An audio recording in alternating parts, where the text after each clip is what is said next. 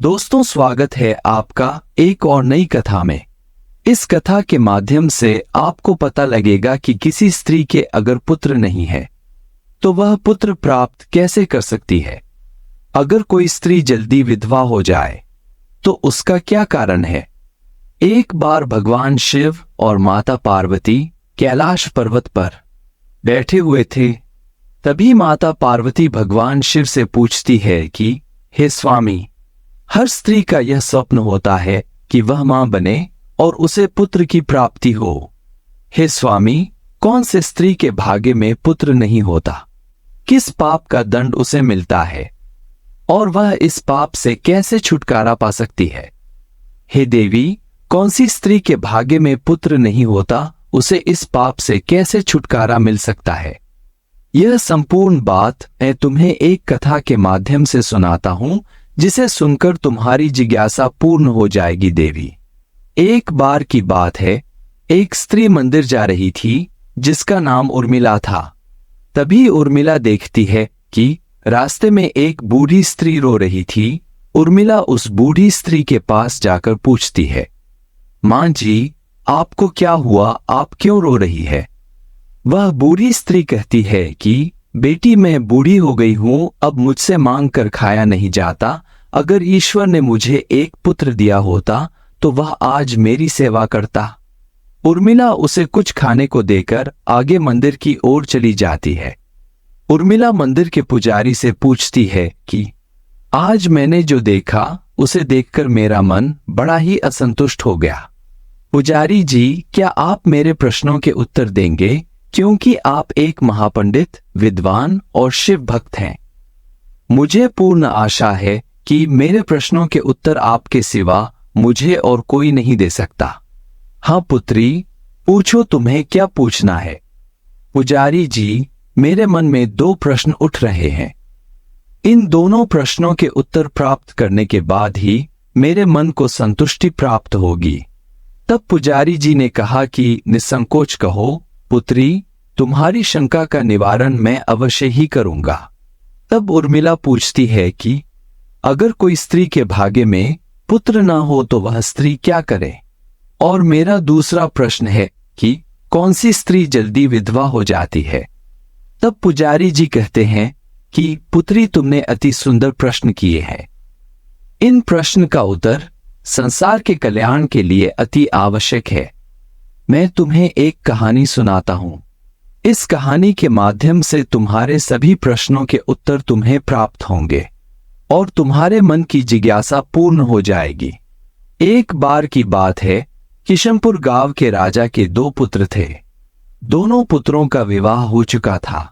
राजा की मां अर्थात राजमाता बहुत बुरे स्वभाव की थी। राजा के बड़े पुत्र के एक पुत्र था, जबकि छोटे पुत्र के एक पुत्री थी। राजमाता बड़ी रानी को तो बहुत प्यार करती थी, क्योंकि बड़ी रानी के कोख से एक पुत्र ने जन्म लिया था, जबकि छोटी रानी को राजमाता बहुत दुख देती थी और मनहूस कहा करती थी। छोटी रानी का कसूर बस इतना था कि उसने एक पुत्री को जन्म दिया था। छोटी रानी का स्वभाव बहुत अच्छा था।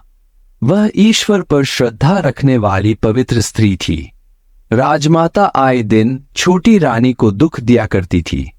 छोटी रानी प्रेमलता को उसकी सास पूरे महल का काम कराया करती थी। प्रेमलता को उसने एक नौकरानी बनाकर रखा था। उसकी सास उसे ठीक से सोने खाने भी नहीं दिया करती थी। एक बार जब प्रेमलता रानी सोकर उठती है तो देखती है कि उसके पास रखे हुए गहने वहां पर नहीं थे। यह देखकर छोटी रानी बहुत डर जाती है। वह अपनी दास दासियों को बुलाकर गहने ढूंढने को कहती है और उनके साथ खुद भी गहने ढूंढने लग जाती है। प्रेमलता रानी को अपनी सास का बहुत डर था कि अगर गहने नहीं मिले तो उसकी सास उसके साथ क्या करेगी। यह सोचकर प्रेमलता रानी का कलेजा फटा जा रहा था। जब दास दासियों के द्वारा यह सूचना राजमाता तक पहुंचाई गई, तब राजमाता गुस्से से लाल पीली हो गई और प्रेमलता रानी के कक्ष में आई। राजमाता प्रेमलता रानी से कहती है कि तुम्हारे गहने कहाँ हैं? तब प्रेमलता रानी डरते डरते कहती है कि मैंने उन गहनों को अपने सिरहाने के पास ही रखा था, लेकिन जब मैं सुबह उठी तब वह गहने अपनी जगह नहीं थे। राजमाता गुस्से में कहती है कि क्या उन गहनों को आसमान निगल गया? तुम साफ साफ क्यों नहीं कहती कि तुमने वह गहने चोरी कर लिए हैं जो हमारे खानदानी आभूषण थे? तुम्हें इस गुनाह की सजा दी जाएगी। तुम अभी इसी वक्त यह राजमहल छोड़कर चली जाओ। प्रेमलता रानी अपनी सास के पैरों में गिर जाती है और कहती है, मुझे क्षमा कर दो मां जी, मैं नहीं जानती कि गहने कहाँ गए। मैं उन गहनों को ढूंढ के आपको अवश्य दे दूंगी। मां जी, कृपया करके मुझे इस महल से बाहर मत निकालिए। मैं यह महल छोड़कर कहाँ जाऊंगी? उसकी सास कहती है कि तू कहीं भी जा या फिर मर जा, हमें उससे क्या मतलब। राजमाता बेरहमी से अपनी छोटी बहू को महल से बाहर निकाल देती है। प्रेमलता बहुत देर तक महल के मुख्य द्वार के सामने खड़ी रहती है और बाहर से अपनी सास को आवाज देने लगी, मुझे माफ कर दो मां जी, मुझे महल से बाहर मत निकालो। प्रेमलता की सास ने एक नहीं सुनी और उसे घर के अंदर आने नहीं दिया। प्रेमलता रानी दुखी होकर अपने मायके के लिए निकल गई। प्रेमलता रानी को अपने मायके का रास्ता ठीक से नहीं पता था, क्योंकि वह हमेशा रथ में ही जाया करती थी। तभी रानी को याद आता है कि उसके पिताजी ने बताया था कि पुत्री जंगल के रास्ते से हमारी सीमा ज्यादा दूर नहीं है, लेकिन यह जंगल बहुत गहरा और भयानक था। छोटी रानी प्रेमलता भूखी प्यासी रहकर उस जंगल के रास्ते पर चलने लगी। तभी अचानक जोर से बादल गरजने लगे और मूसलाधार बरसात होने लगी। बारिश से बचने के लिए प्रेमलता रानी एक वृक्ष के नीचे चली गई। रानी देखती है कि पेड़ के अंदर एक कोटर बना हुआ था। रानी उस कोटर के अंदर चली जाती है। तभी रानी देखती है कि अंदर एक साधु महात्मा तपस्या कर रहे थे। वह साधु बहुत अंतर्यामी थे। उसने रानी को देखकर उसकी सारी समस्या का पता लगा लिया था। सन्यासी साधु महाराज ने रानी से कहा कि पुत्री, मैं तुम्हारे बारे में सब कुछ जानता हूं। तुम्हारी सास अत्यंत दुष्ट स्वभाव की है और वे तुम्हें हर रोज कष्ट देती है। इसका कारण केवल बस इतना है कि तुम्हें पुत्र की प्राप्ति नहीं हुई है और तुम्हारी सास ने गहनों की चोरी के लिए तुम्हें महल से निकाल दिया है। वह गहने किसी और ने चोरी नहीं किए, बल्कि तुम्हारी सास ने ही चोरी किए हैं। यह सुनकर प्रेमलता रानी को बहुत दुख हुआ कि उसकी सास ने उसके साथ ऐसा किया। तुम्हारी सास ने यह सब कुछ इसलिए किया क्योंकि तुम्हारे पुत्र नहीं है। वह तुम्हें मनहूस समझती है, इसीलिए पुत्री तुम्हें ताने सुनने पड़ते हैं। प्रेमलता रानी साधु महाराज के चरणों में गिर जाती है और रोने लग जाती है कि हे साधु महाराज, आप ही मुझे इस समस्या का उपाय बताइए, मैं क्या करूं? हे पुत्री, तुम्हारी सास तुम्हें कभी नहीं अपनाएगी क्योंकि उन्हें केवल पुत्र चाहिए। प्रेमलता रानी कहती है कि हे साधु महाराज, पुत्र प्राप्ति का कोई उपाय तो अवश्य होगा। साधु महाराज प्रेमलता रानी से कहते हैं, हाँ पुत्री, पुत्र प्राप्ति के बहुत सारे उपाय हैं। मैं तुम्हें उन उपायों में सबसे सुगम उपाय बताता हूं। जिस भी महिला के पुत्र नहीं हो, वे सभी औरतें बुधवार के दिन अपने सर को धोए। बुधवार के दिन सर धोने से बुध देवता क्रोधित हो जाते हैं और उसे पुत्र दे देते हैं।